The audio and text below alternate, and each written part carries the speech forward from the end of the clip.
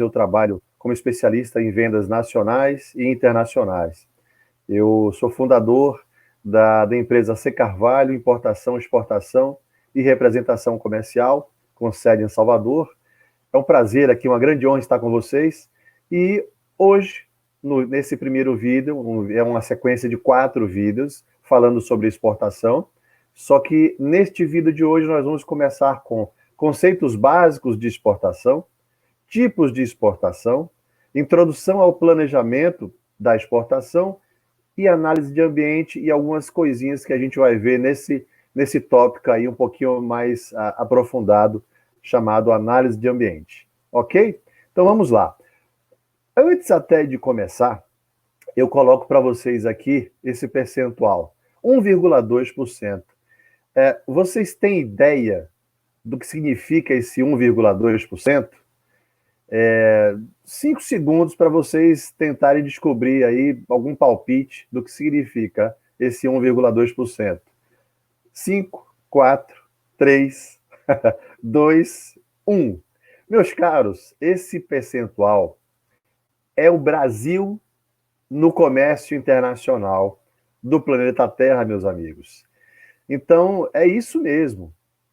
É exatamente a participação do Brasil entre importação e exportação, tudo que o Brasil produz e vende, e tudo que o Brasil compra, tudo que o Brasil importa. Ou seja, essa movimentação de comércio internacional do Brasil com o mundo, somando tudo que o mundo importa e exporta, o Brasil é apenas 1,2% de todo o comércio internacional do mundo.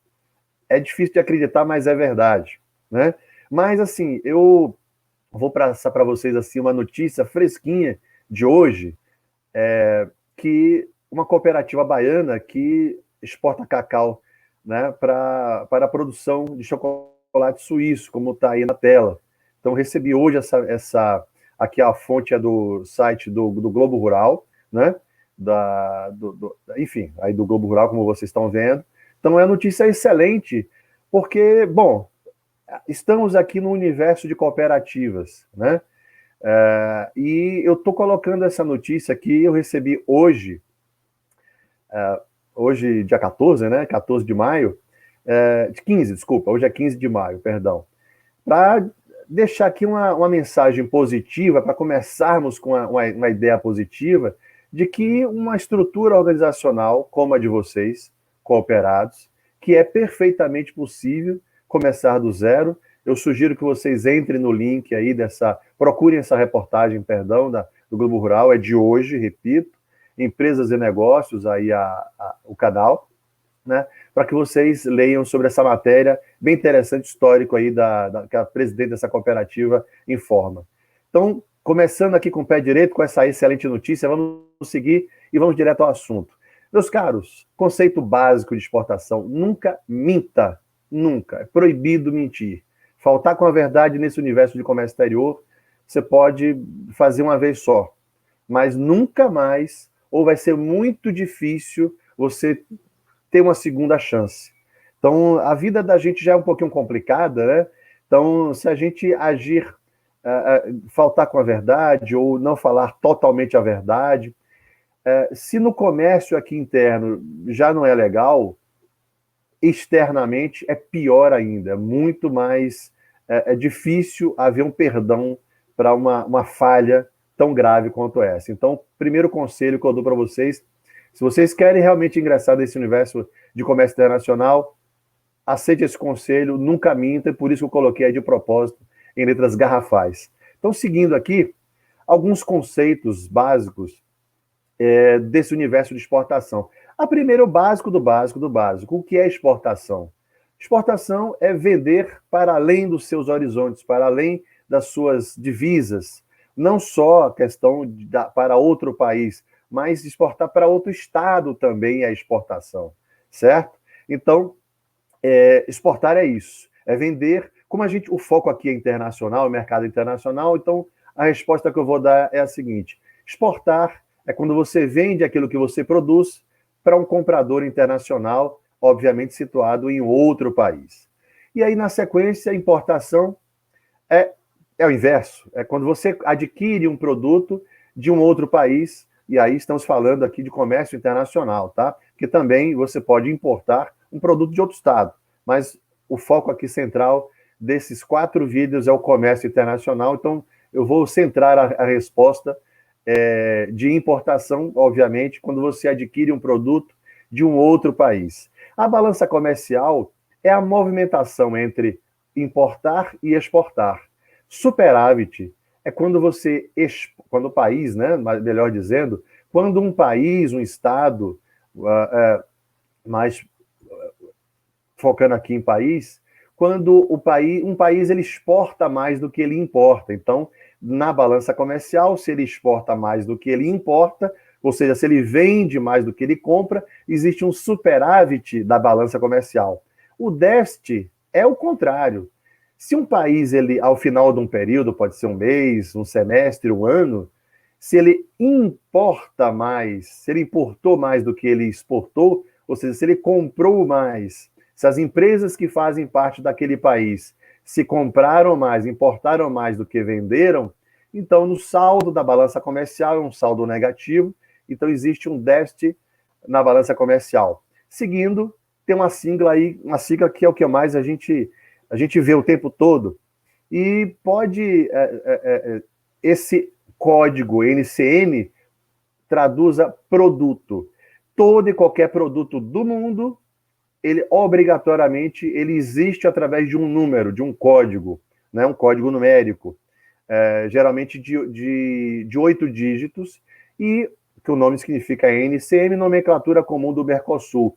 Internacionalmente, já que o Mercosul é só aqui, né, no Cone Sul, aqui na América Latina, perdão, internacionalmente falando, também a mesma coisa, todo produto tem um código, só que lá fora é Code HS, Code, o código HS, ok? Vamos seguindo aqui. Outro termo que é muito utilizado nesse universo de comércio exterior, licença aqui só para beber um gole d'água, esse universo também é a Proforma Invoice. Nada mais é do que a fatura. Quando você vai apresentar quando você recebe uma demanda de compra de determinados produtos, você apresenta uma Proforma Invoice, ou seja, a fatura de compra. A fatura você sabe muito bem o que é isso. Só que nesse universo de comércio exterior, a gente não foca, não trabalha a nomenclatura fatura. Como a gente lida com outros países, a língua tradicional é o inglês mesmo, né? Então, Proforma Invoice é a partir de agora, nesse modo de exportação, a gente vai tratar Proforma Invoice e não mais fatura. A mesma coisa, avançando um pouquinho, o cliente aceitou a Proforma Invoice, deu o de acordo, ou seja, o aceite dessa Proforma Invoice, ou seja, ele vai comprar de você. O próximo passo, né, já avançando, um dos documentos que acompanha o processo de documentação da exportação é um romaneio, é a relação de produtos que estão sendo vendidos, que serão exportados. Então, traduz aí a linguagem que a gente vai passar a utilizar a partir de agora, nesse universo de exportação, é o packing list, ok? Seguindo aqui outros conceitos básicos, quando você vai fazer uma exportação, ou principalmente numa importação, existem os canais de parametrização. O que é isso? Aqui no Brasil, quando você vai fazer uma exportação, por exemplo, obviamente, uma carga ela é analisada, ou não. Mas se aquela carga, aquela operação de exportação, ela cair no canal de parametrização do canal verde, aquela carga ela já tem embarque automático, ela não vai ser nem analisada. Se porventura cair no canal amarelo, aí o fiscal, um auditor fiscal da Receita Federal, é óbvio que você tem outros profissionais similares ao nosso auditor da Receita Federal do Brasil em todos os países do mundo, né? Esse processo também é feito, essas análises são feitas também.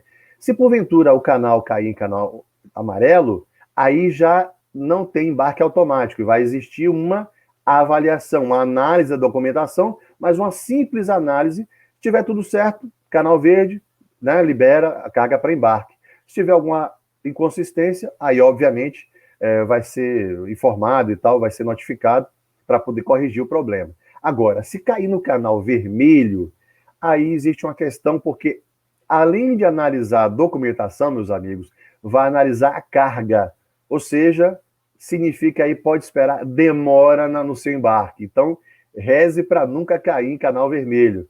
Agora, canal cinza, meus caros, aí é indício de fraude, né? É uma coisa muito séria, às vezes não acontece por culpa nossa, porque a gente vê aí muitas vezes, infelizmente, nos jornais, quadrilhas, né, internacionais que utilizam exatamente dos meios de exportação e importação para introduzir o fruto do seu ilícito, do seu roubo, da sua fraude. Então, reze para aí que isso não aconteça, porque obviamente, entra a polícia internacional, e às vezes, na maioria das vezes, você não tem nada a ver com a história. Modais de transporte. Bom, os modais de transporte são ou ferroviário, através de trens, né? Da nossa malha ferroviária, graças a Deus, aí está melhorando, está aumentando, nós precisamos melhorar para poder a gente reduzir o custo aí do frete, né, do seguro. O modal ferroviário, através aí dos nossos heróis aí, caminhoneiros. O hidroviário, através aí dos rios, né? O duto oviário, por exemplo, as empresas que lidam aí com combustível, aqui a Petrobras e outras, né? Transportam combustível líquido ou combustível, o gasoduto, né? Através de um duto oviário, também é um modal de transporte. E o aeroviário, através de avião, tá? Então esses são os modais de transporte. Outro termo que utiliza-se muito é o Siscomex. Siscomex é o quê? Aí eu estou fazendo o link com a Receita Federal, porque toda vez que a empresa pretende importar ou exportar, ela tem que ter uma habilitação. A habilitação, quem fornece aqui no Brasil? A Receita Federal, e a gente faz o cadastro aí no Siscomex, está habilitado. Outro termo, né, seguindo aqui, é a LOI, Letter of Intent, que nada mais é do que uma carta de intenção. Isso acontece mais com compras grandes, compras de commodity. Toda vez que um comprador ele tem interesse em comprar algum produto, ele faz ali a apresentação da LOI, da carta de intenção, colocando todos os detalhes daquilo que ele pretende comprar, e tem todos os detalhes mesmo, dados dele, bancos, a forma de pagamento, produto, quantidade e o preço-alvo que ele quer buscar.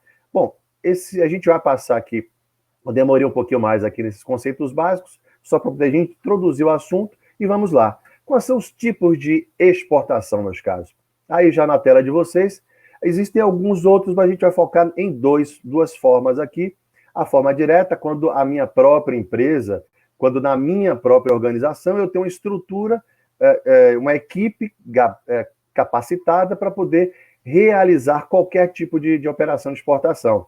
É óbvio que eu tenho que ter uma equipe capacitada para isso, senão é melhor conduzir aqui para a forma indireta, contratando uma comercial exportadora ou uma trading company, ok? São tipos de empresa que são autorizadas aqui pela Receita Federal, pelo Banco Central nosso Banco Central aqui do Brasil, para realizar operações de exportação, tá certo? Dando sequência, meus caros, aqui vamos para o assunto introdução ao planejamento da exportação.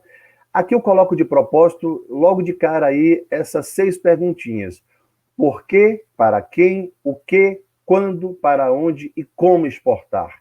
Isso é a base do planejamento, por isso que eu coloco nesse primeiro vídeo. A gente vai tratar com mais detalhes a partir do 3º e 4º vídeo na nossa série. Então vamos seguindo aqui, que a gente já faz parte desses porquês, a análise de ambiente que eu falei para você na primeira tela do nosso assunto, e a gente vai focar um pouquinho mais nessa questão.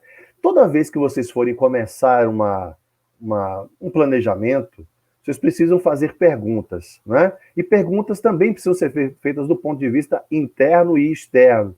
Então, qual é o ambiente interno? É óbvio que é a organização que vocês compõem, a empresa, a cooperativa, a associação da qual vocês fazem parte. O ambiente externo, é claro, é tudo que não é ambiente interno. Então vamos lá. Aqui bem objetivamente, focando aqui no ambiente externo, vocês têm alguns componentes aí, o ambiente, analisando o ambiente do ponto de vista geral, você tem o componente econômico, tecnológico, componente legal, sociopolítico e macroambiente e negócios.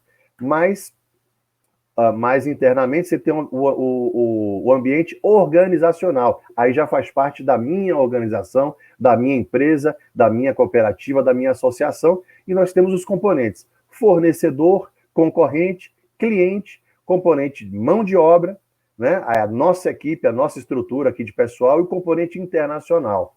E mais profunda, de forma mais aprofundada, temos dentro do ambiente organizacional aí uma questãozinha que a gente vai ver todos os 4 vídeos: pessoas, processos e tecnologia, e também os itens, os componentes mercadológicos e financeiros. Então, toda e qualquer análise de ambiente que você fizer, você precisa observar esses itens ponto a ponto para que você possa começar, eu falo começar, o planejamento da tua operação de exportação. Ok, meus amigos? Vamos seguindo aqui. E aí, agora, no ponto de vista mais profundo ainda, dentro da minha organização, eu preciso observar esse quadrante.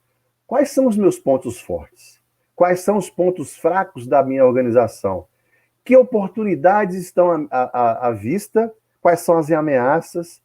Então, nessa questão de você fazer uma análise mais aprofundada, eu peço que vocês parem com mais atenção nesses 4 itens, porque realmente é uma análise muito profunda, muito íntima da operação de vocês, do projeto, do produto, de pessoas, processos e tecnologia. Se vocês fizerem de tempos em tempos análise e reanálise desses 4 itens, olha, não existe segredo de sucesso, né? Nada é totalmente fadado a você ter sucesso sempre.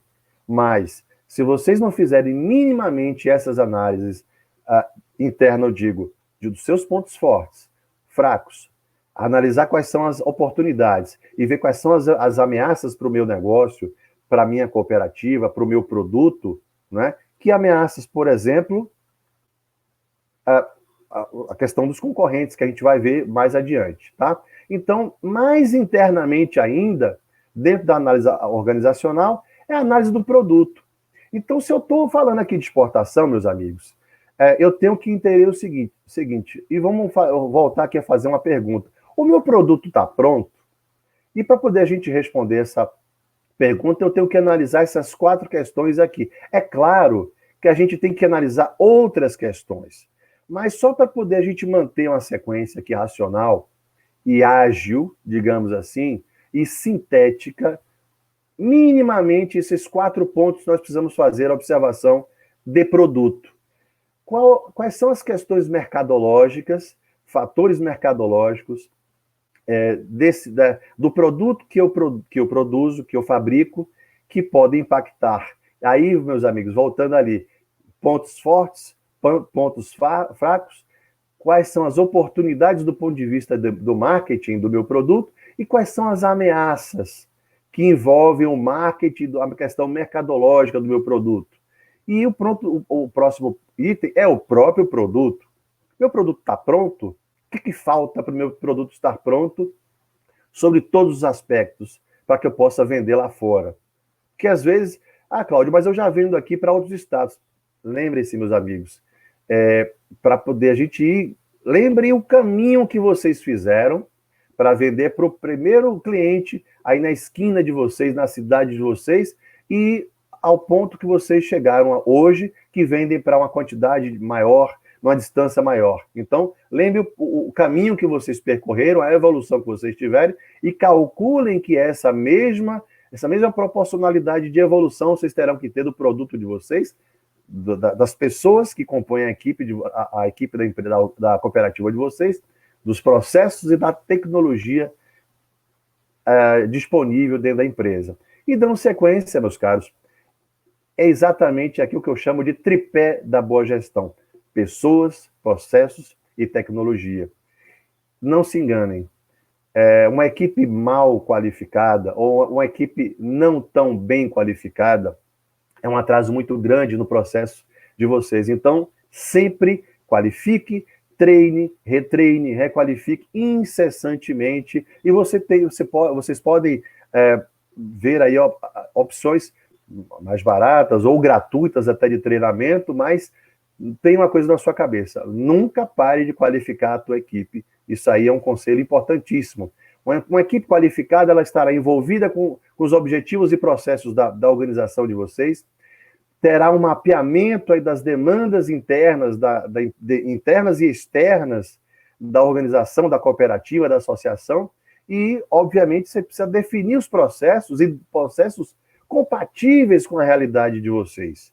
Não adianta vocês colocarem o chapéu onde o braço de vocês, o braço da cooperativa não alcança, que vocês terão tropeços no meio do caminho. Então, sejam realistas, né? Escolha a tecnologia mais adequada à realidade que vocês têm hoje aí na cooperativa que vocês fazem parte. Agora, esse último conselho aqui: se vocês não sabem fazer, procurem quem sabe, né? Porque a pior coisa é você travar um processo porque você não sabe e insiste em fazer mesmo sem saber fazer. Então, o tombo é menor, tá? Então, se não sabe fazer, procure quem sabe. E seguindo aqui, meus caros, nós temos aqui essa dúvida, essa interrogação. Qual é o meu limite, né, para trabalhar no mercado interno, no mercado externo? E eu coloco para vocês algumas questões aí, algumas diferenças do ponto de vista de distância, do mercado interno, do mercado externo. A distância é óbvia, né? O que difere uma coisa da outra é a distância. O mercado externo é outro país. Então, para isso, a gente precisa se preparar mais, cuidar mais, entender a legislação daquele país.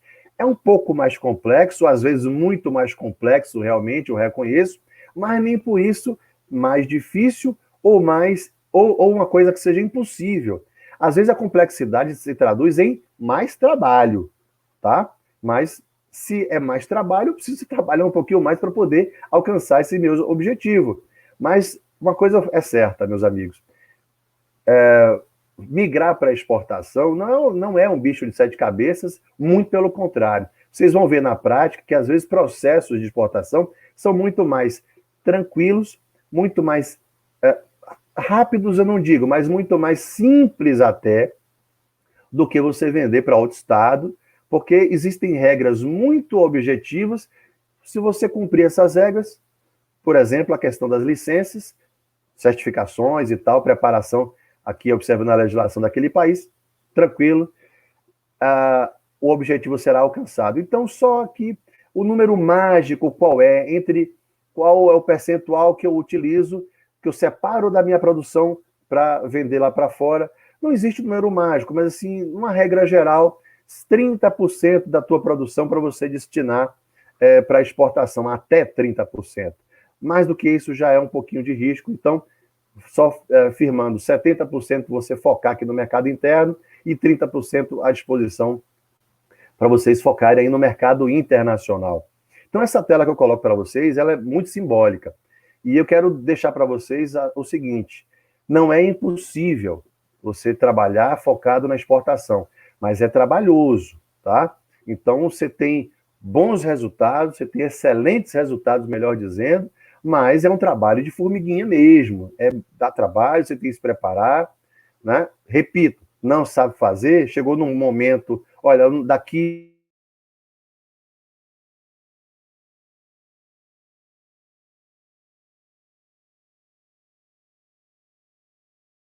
Então vamos lá, para vocês. Vamos colocar dessa forma: quem são os nossos concorrentes, né?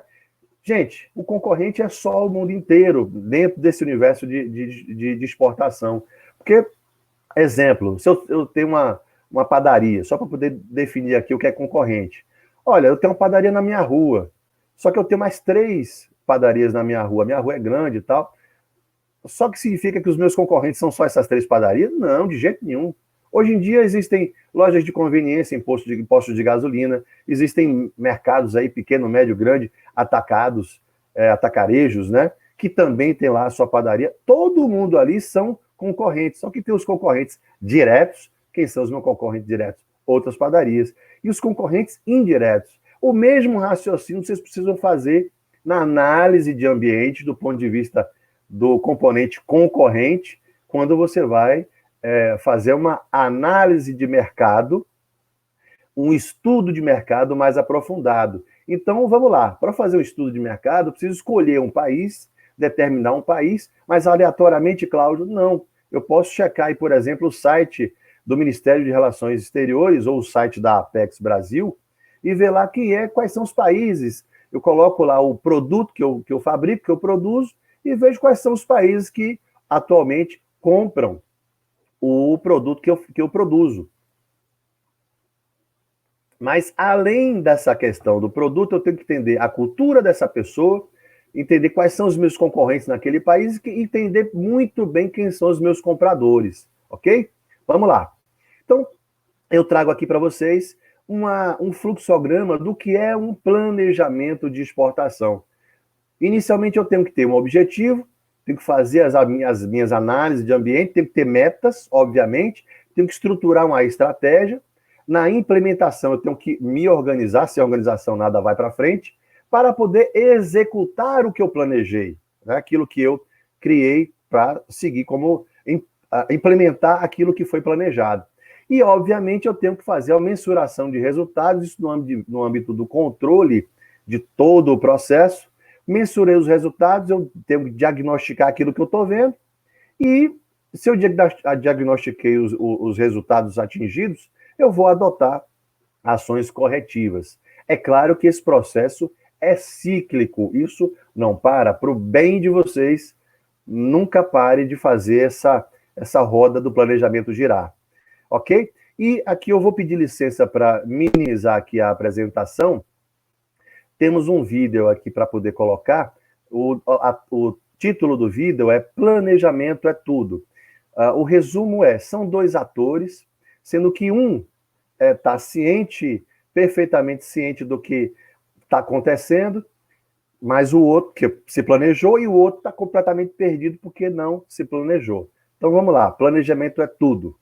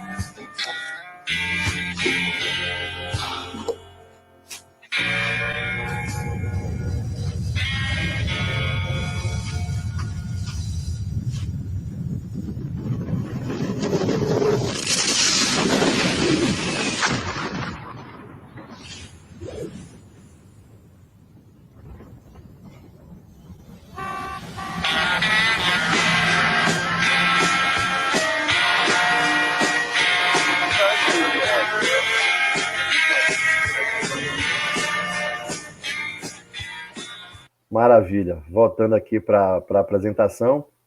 Meus caros, planejamento é tudo. Então, esse vídeo aí fala tudo. Gostaria de finalizar aqui nosso bate-papo aqui desse primeiro vídeo, o primeiro de 4, com essa dinâmica. Por favor, aí, dever de casa, viu, pessoal? Faça uma análise, né? Analise o ambiente interno da sua cooperativa, observando os pontos fortes, pontos fracos, as oportunidades e as ameaças, e lá na frente a gente vai se encontrar aí, não pessoalmente, né? Infelizmente ainda não dá, mas dentro desse universo aqui, dessa sala, e eu termino aí com essa mensagem, avante agronegócio do Brasil. O Brasil é não o futuro, mas o presente da segurança alimentar no mundo, e vocês fazem parte disso, e nós aqui também, né, temos essa responsabilidade de trabalhar com afinco para poder a gente alimentar esse mundão de meu Deus. Meus caros, muito obrigado, e eu vou encerrando aqui por hoje. Quero agradecer a atenção de vocês aí enormemente, tá bom? Que Deus abençoe a todos, e até o próximo vídeo, se Deus quiser.